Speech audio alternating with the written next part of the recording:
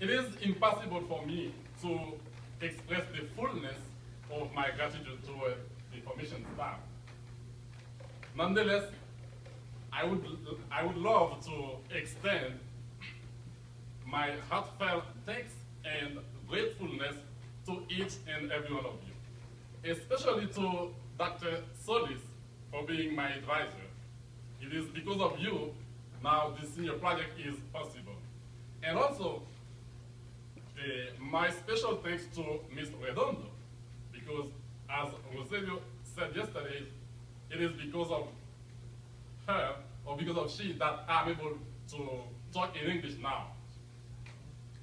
Well, today is a great opportunity for me, because something that I have been experiencing for a while, something that I have been anticipating for a while, is about to happen.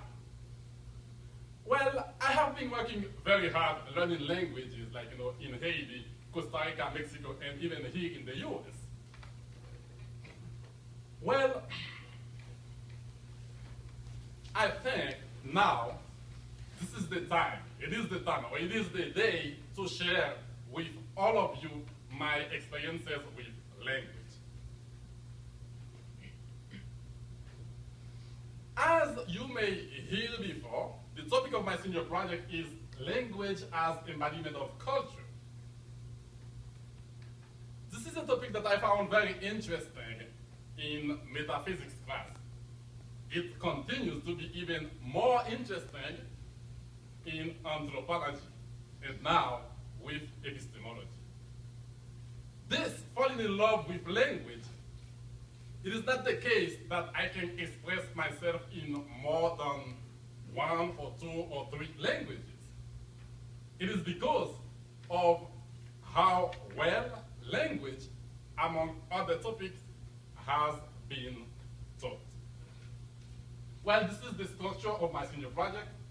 And we have where I talk a little bit about the origin of language, nature of language, communicative use of language, and then later on Creole and French, and even like English, Spanish, and lost in translation. Well, let's talk a little bit about the origin of language.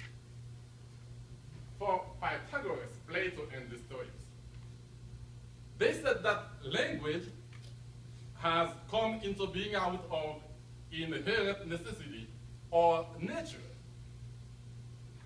For Democritus, Aristotle, and the Epicureans, they believe that it has been arising by convention or agreement. For René Descartes, he said that language is built upon reason, the mind, not imagination.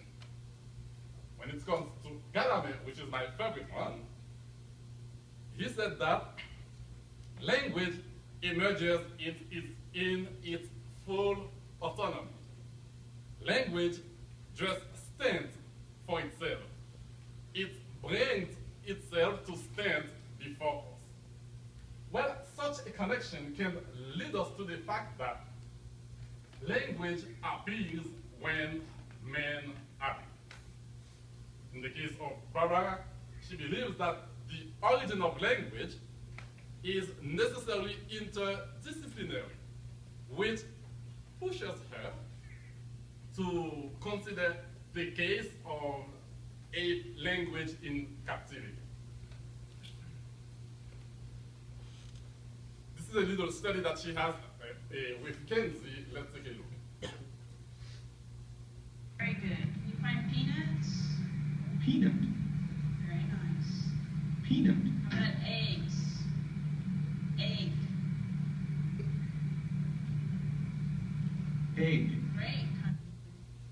Well, King said Kenzie's ability to understand complex speech and to use written symbols spontaneously is the fact that its language is capable of a simple language system.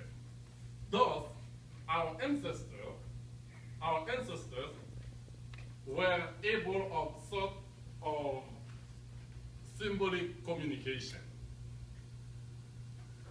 If there is something we can be sure about the origin of language, it is the reality that connects the importance of language with the existence of men and the existence of world. As you may know, no language, no man, and no man, no world. Well, start a little bit with language, Haiti, Costa Rica, Mexico, and here, US. When we were born, we were not born with ideas. We receive language from outside to inside, and language goes back again. Well, if we start by here, we can see, I would say that how I found myself embedded in language with Creole name. But anyway, somewhere over here, the arithmetic moments start to happen. Now, I was able to say mama, papa.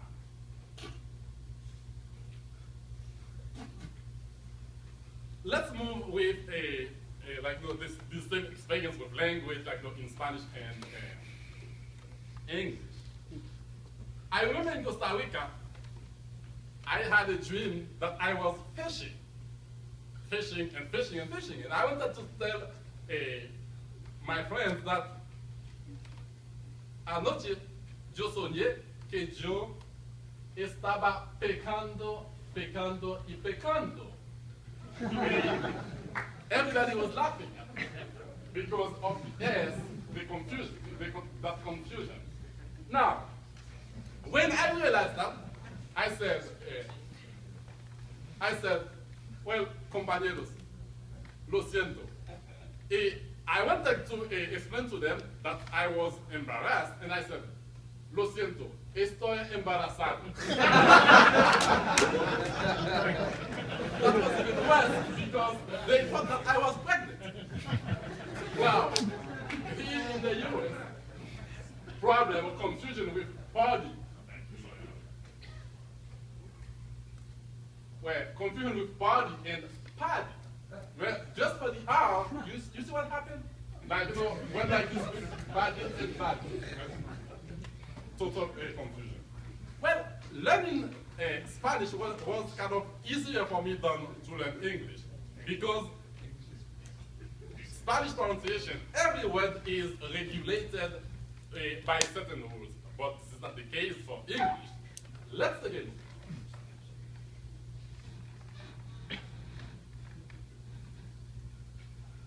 English is crazy. In whatever language you recite at a play but play at a recital, or ship by truck but send cargo by ship. We have noses that run and feet that smell, and though writers write, hammers definitely don't ham. And here is not a match for there, and deer and fear for bear and pear. And then there's dose and rose and lose, just look them up, and goose and choose, and cork and work and card and board and font and front and word and sword and do and go and thwart and cart. Come on, I've hardly made a start. A dreadful language? Well, man alive, I learned to talk it when I was 5, but to write it, the more I try, I still haven't learned it at 25. And I am 35. Well, one of the last questions that I asked in my senior project is, does language influence how we see the world, how we think?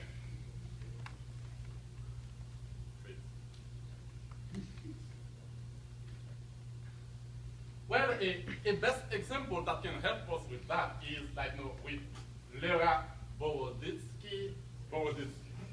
She went in Australia in Vancouver, and she has a beautiful study, a case study, I would say. Now, people there, instead of using left and right, they use north, south, east, and west. Like to say, there is a B in your left hand, you would have to say there is a B in your southwest hand, for example. Well, a good result of that is the fact that people of such language, they are good at staying oriented even in unfamiliar landscape. Well, for time, she also had a study by giving to some people set of pictures in order to show the temporal progression. When she asked English speakers to do that, they arranged time from left to right. When she asked Hebrew speakers to do that, they arranged time from right to left because Hebrew is written from right to left. When he asked in Pampura, they placed it from east to west. Well, this example really shows us how language embodies culture. In my case, I realized that each language that I speak truly contributes in my ways of thinking. Because I realized that by the fact that by analyzing what I learned from Latin America and here in the US by languages, I truly see the word differently. I truly think now differently than I used to do when I only knew Creole and French. Language is truly the window in which we see the world, in which we see any culture. Language are very important. Language are very meaningful and very essential for who we are and for understanding the world as well. The beauty and the treasure of any culture are rooted in the language that they speak. If you want to truly understand a culture, that means you must inevitably learn their language. Thank you.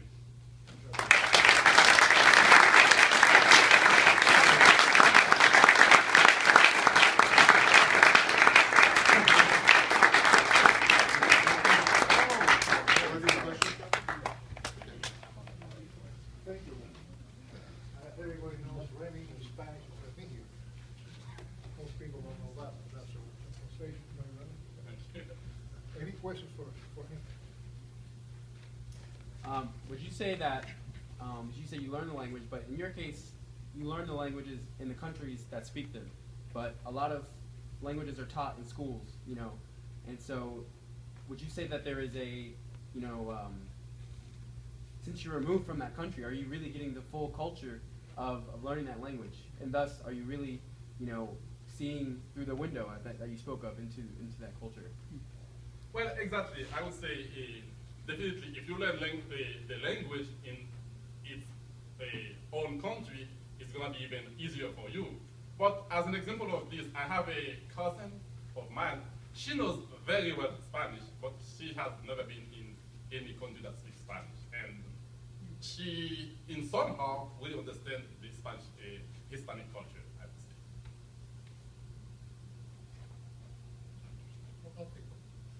Remy, great presentation, I thought. One question: you showed the little Kenzie. Kenzie, was that her name? Yes.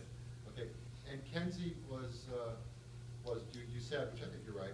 You said a very rudimentary use of language. Here's my question: If to be human is to use language, as you say, to employ language, what's the difference between the ape pointing to the egg and human beings using language? Is there a difference there? What's the difference? Well, the difference is Kenzie will be still Kenzie. I mean, there is nothing else.